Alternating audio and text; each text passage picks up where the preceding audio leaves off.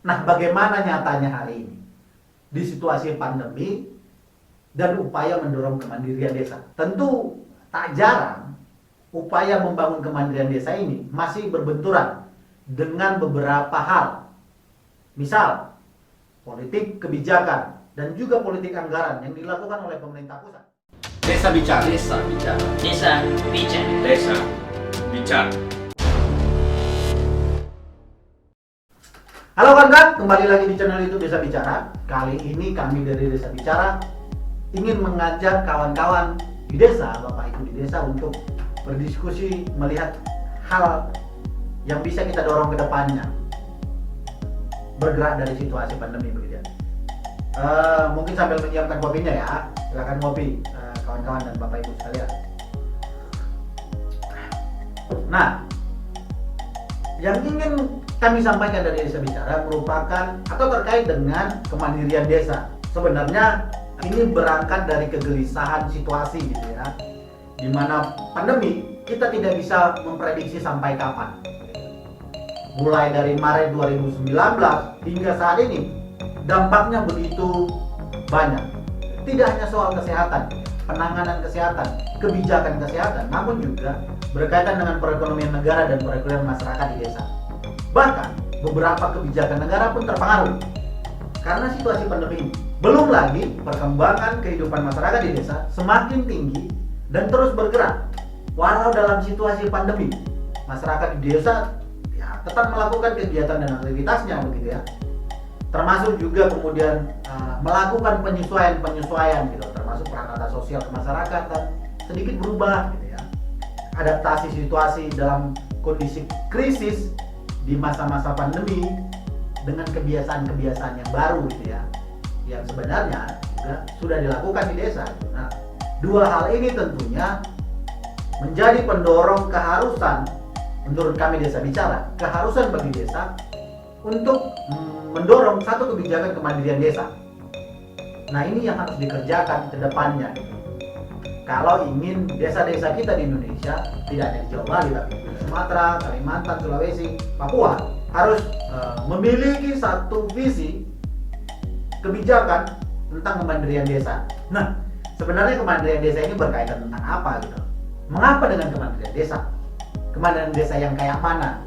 Lantas apa dampaknya bagi desa? Nah, mungkin pertanyaan-pertanyaan ini yang akan muncul begitu ya.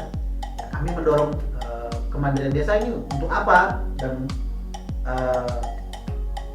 yang kayak mana gitu. Nah, kemandirian desa tentu berkaitan dengan kewenangan desa untuk mengatur dan mengurus desa, termasuk mengurus warga masyarakatnya, serta bagaimana desa mengelola potensi dan aset yang dimiliki, baik itu alam maupun budaya yang ada di desa. Kemandirian desa juga dapat dilihat pada pengelolaan pemerintahan desa yang memiliki keberpihakan kepada warga desa serta berkeadilan dan berkearifan lokal. Nah, ini hal yang harus muncul dulu ketika kita ingin mendorong kemandirian desa. Tidak hanya pekerjaan pemerintah desa, tapi harus diakui pemerintah desa saat ini menjadi kekuatan utama bersama masyarakat untuk mendorong kemandirian desa gitu ya. Nah, sedangkan kemandirian sendiri dapat diartikan sebagai kemampuan atau kapasitas untuk melakukan upaya-upaya mencapai kehidupan yang lebih sejahtera dengan mengedepankan mengoptimalisasi potensi diri tanpa menggantungkan pada pihak lain.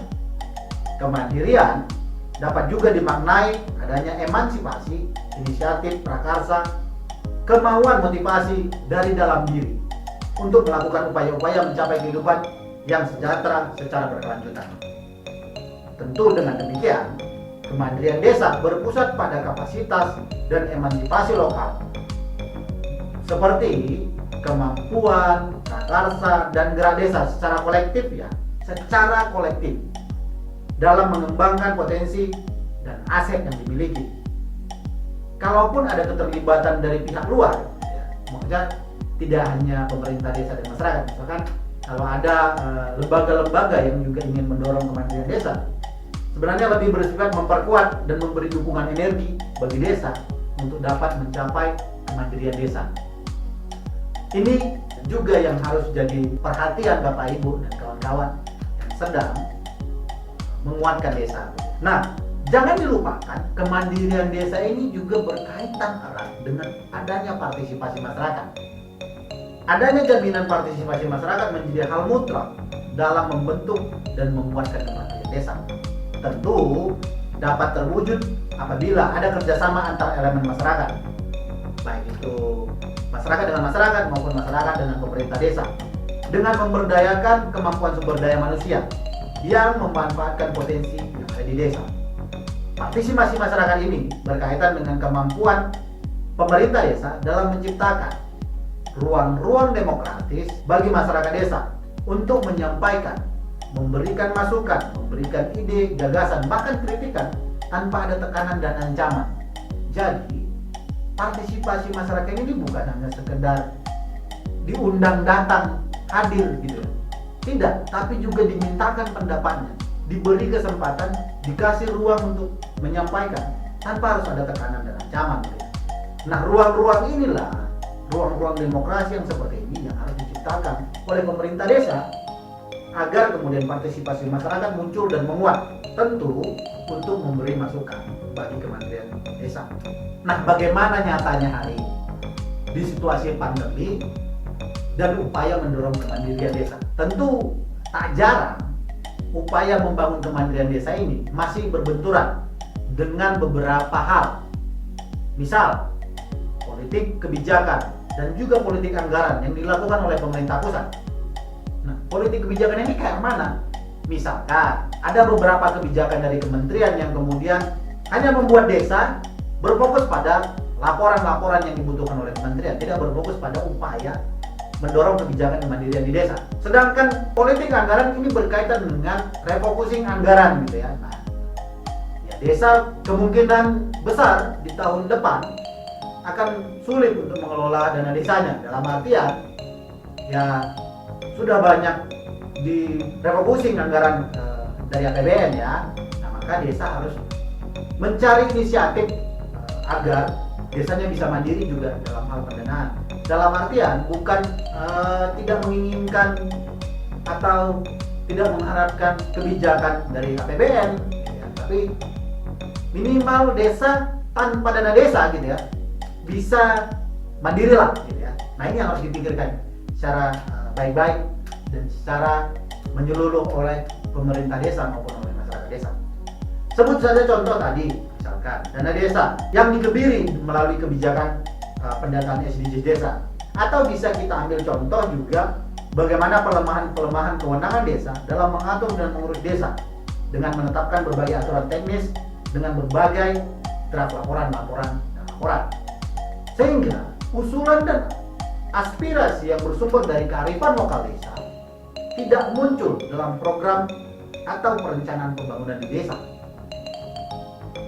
Boleh kawan-kawan dan Bapak Ibu cek misalkan berapa kali pemerintah desa harus melakukan musyawarah desa untuk perubahan APBDes, untuk perubahan RKPDes-nya gitu loh. Selalu berubah di masa pandemi ini. Nah, itu menjadi cerminan kemudian sebenarnya upaya untuk mendorong kemandirian desa masih banyak tantangannya. Kita sebut tantangan, bukan hambatan ya. Tantangan. Padahal ruang-ruang demokrasi yang menjamin keterlibatan masyarakat dalam merumuskan perencanaan pembangunan bagi desanya dimulai dengan adanya musyawarah dusun. Nanti naik ke musyawarah desa gitu ya. Nah, ruang-ruang ini harus bisa dimanfaatkan dan bagaimana juga hasil dari musyawarah di tingkat dusun dan musyawarah di desa itu bisa memang dipertanggungjawabkan oleh Bapak Ibu, kawan-kawan di pemerintahan desa. Karena itu hasil musyawarah.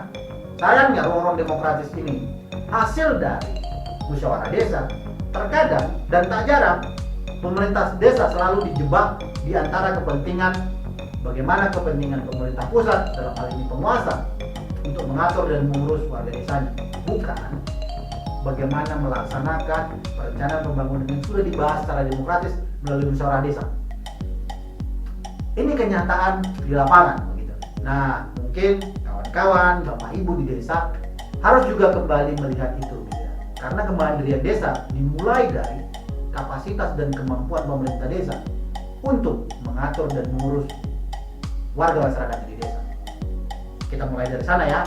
Nah, poin pentingnya bagi kami Desa Bicara, kemandirian desa harus dibangun pada penguatan pemerintahan desa untuk hadir dalam mengatur dan mengurus warganya. Tentu dibarengi dengan menjamin adanya partisipasi warga masyarakat dalam memberikan masukan, memberikan ide, gagasan dalam perencanaan pembangunan desa yang demokratis.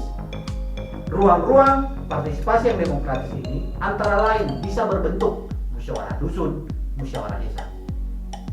Tak lupa juga tentu kolaborasi warga desa dengan pemerintah desa harus terus dijaga, harus terus dinamis, harus terus berjalan beriringan. Tentu dengan semangat berkeadilan, berkelanjutan dan berkearifan lokal. Semoga desa kawan-kawan, desa Bapak Ibu bisa mengambil poin positif dari situasi pandemi agar upaya mendorong kemandirian desa di desa kawan-kawan, di desa Bapak Ibu bisa dilakukan dari mulai adanya ruang-ruang demokrasi, adanya partisipasi masyarakat, dan kuatnya pemerintahan desa dalam merumuskan, merencanakan pembangunan di desanya. Itu dulu video hari ini. Sampai berjumpa di video selanjutnya. Tetap sehat, Bapak Ibu, kawan-kawan di desa. Tetap jaga kesehatan. Salam berdesa.